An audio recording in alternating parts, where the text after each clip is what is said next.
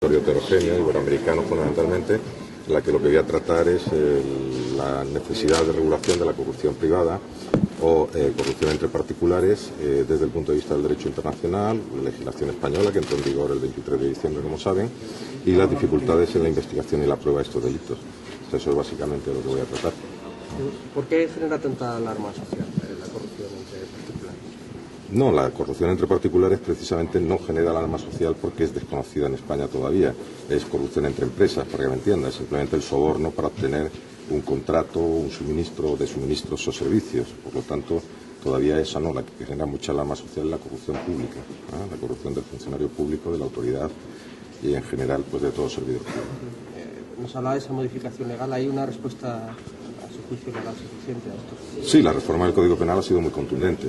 Ha elevado las penas mínimas en corrupción pública, en cohecho, el delito de cohecho, y ha introducido la corrupción privada. Por lo tanto, la reforma es muy contundente. La cuestión distinta es que son delitos muy difíciles de probar, con muchas dificultades de investigación, con muchas dificultades luego en el enjuiciamiento para que la prueba sea suficiente, y de eso vamos a tratar precisamente, de ver cómo se puede solucionar. Requieren generalmente cooperación internacional, no hay esa colaboración que se espera, sobre todo cuando el dinero, que es el objetivo de toda corrupción, se refugia en los llamados paraísos fiscales offshore, los territorios offshore, y entonces todas estas dificultades hacen que la sensación sea de una cierta impunidad. ¿Con la crisis se ha generado más corrupción? No tengo una respuesta a esa pregunta, no lo sé. Lo que sí es cierto y tiene que quedar muy claro es que la corrupción afecta a todo el sistema económico, porque los países menos competitivos son aquellos que tienen más corrupción, por ejemplo.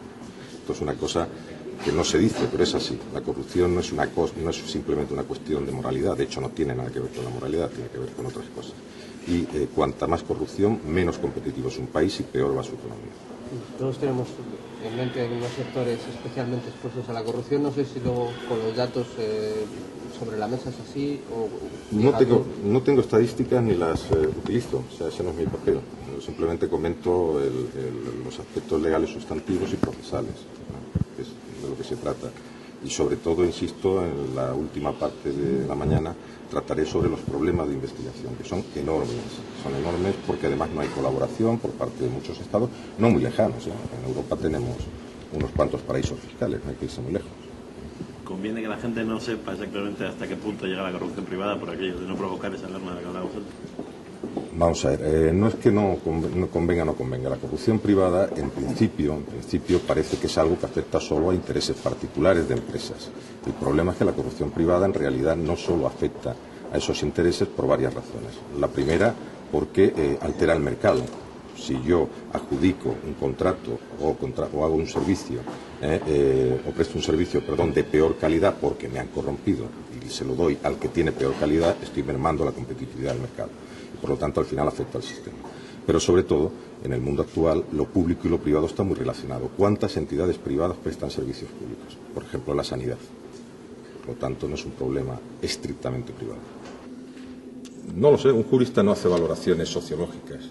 Lo que sí les digo, y quizás les interese, es que la reforma que acaba de entrar en vigor el 23 de diciembre, hace menos de un mes, ha endurecido bastante las penas mínimas en delitos de corrupción pública, de cohecho, y además ha introducido la corrupción entre particulares, que es un avance muy importante para luchar contra todo tipo de corrupción.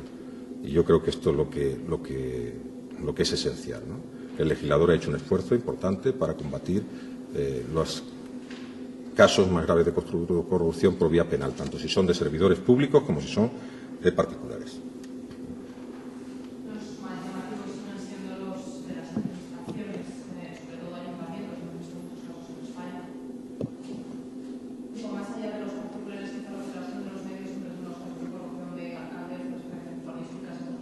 Bueno, eso es cohecho, eso es un delito tradicional, siempre ha existido en el Código, el cohecho.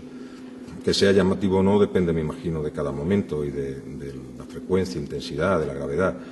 Siempre ha estado penado. Lo que sí ha hecho el legislador, insisto, es que antes había determinadas conductas de corrupción pública que no tenían pena de prisión en su grado mínimo, sino que eran simples multas, inhabilitaciones. Y ahora todas tienen pena de prisión. Es decir, ha endurecido sensiblemente el listón inferior de punición, ¿no?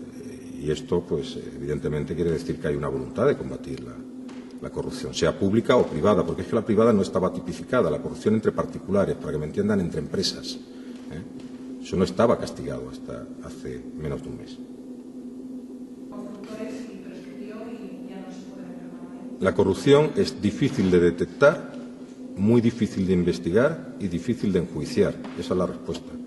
Es decir, el problema de la corrupción es triple, porque es difícil detectarla, es muy difícil investigarla y es difícil enjuiciarla. Entonces, lo que hacen los Estados, y el nuestro, insisto, ha hecho un esfuerzo espectacular en esta materia, es dotarse de mecanismos que permitan ser más eficaces en la detección, investigación y enjuiciamiento de las conductas más graves de corrupción. Hay otras que no tienen que ser corregidas por vía penal. Son las llamadas corruptelas. Esas tienen su corrección en el derecho administrativo, en el derecho civil o en el derecho mercantil. Pero esa es la respuesta, no es por capricho. Es muy difícil de detectar, de investigar y de enjuiciar. Frase, por cierto, de un profesor de la Universidad de Salamanca.